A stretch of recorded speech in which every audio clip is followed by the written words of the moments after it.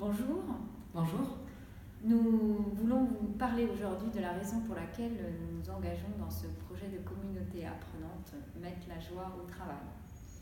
Véronique, tu as choisi de me rejoindre il y a environ un an. Est-ce que tu peux nous expliquer ce qui t'a poussé à cette aventure avec moi? Alors dans mon cas, ce qui m'a poussé à cette aventure, ça a été un burn-out professionnel que j'ai vécu il y a un peu plus d'un an. Suite à ça, tu m'as proposé de lire ton œuvre et ça a été une révélation puisque je me suis rendu compte que jusqu'à présent, ça fait à peu près 10 ans que je suis dans la vie professionnelle, j'ai toujours travaillé pour avoir une reconnaissance sociale, une reconnaissance de mes managers, de mes patrons. Or, la révélation que j'ai eue en lisant ton œuvre, c'est que on peut éprouver de la joie et de la reconnaissance, mais pour soi, en travaillant. Et pour moi, ça a été vraiment, je viens de le dire, une révélation, un élément déclencheur qui ont fait que j'avais envie de travailler, d'approfondir le sujet. Alors là où je te rejoins dans le déclenchement du processus, c'est que moi pareil, ça a été une question un peu de survie au monde du travail. Il y a 25 ans, quand j'ai démarré, je fais l'expérience assez vite que de par mon hypersensibilité, je n'arrivais pas à travailler dans un environnement qui n'était pas bienveillant et dans lequel je ne trouvais pas de sens dans mon travail. Donc je me suis dit, oulala, la vie allait être longue, et donc je me suis mis en travail pour moi-même trouver du sens et de la joie dans mon travail. Et puis c'est devenu mon métier. Et aujourd'hui, enfin il y a quelques temps, tu m'as invité à aller plus loin, à être plus visible. Et donc cette idée de Kiss Bang est venue de toi.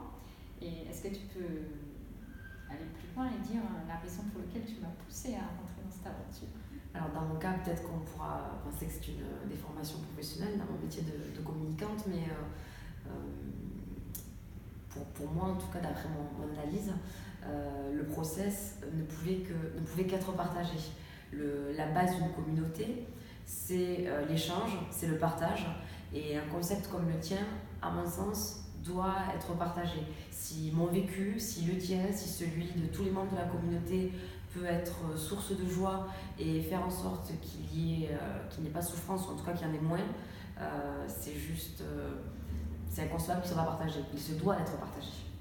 Alors ça a résonné ce que tu as dit, et puis du coup je fais un peu mémoire et je vois aujourd'hui de plus en plus de jeunes professionnels me demander de les accompagner sur ça, sur le sens, sur la joie qu'ils n'arrivent pas à trouver.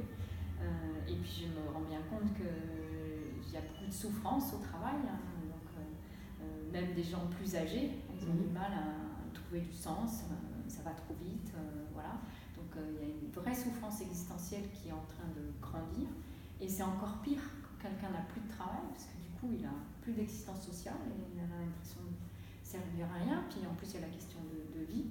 Donc je me suis dit oui, effectivement ça peut être intéressant d'être plus visible. Lorsque j'ai proposé de lancer ce projet aussi, et je remercie tous ceux qui nous accompagnent, qui m'ont suivi, qui sont venus témoigner aussi après, alors que je les ai accompagnés il y a 15 ans, ou mes premiers coachés qui m'ont remercié d'avoir écrit ce livre ou de les avoir accompagnés, parce qu'ils avaient mis en route ce processus et qu'ils le vivaient toujours aujourd'hui.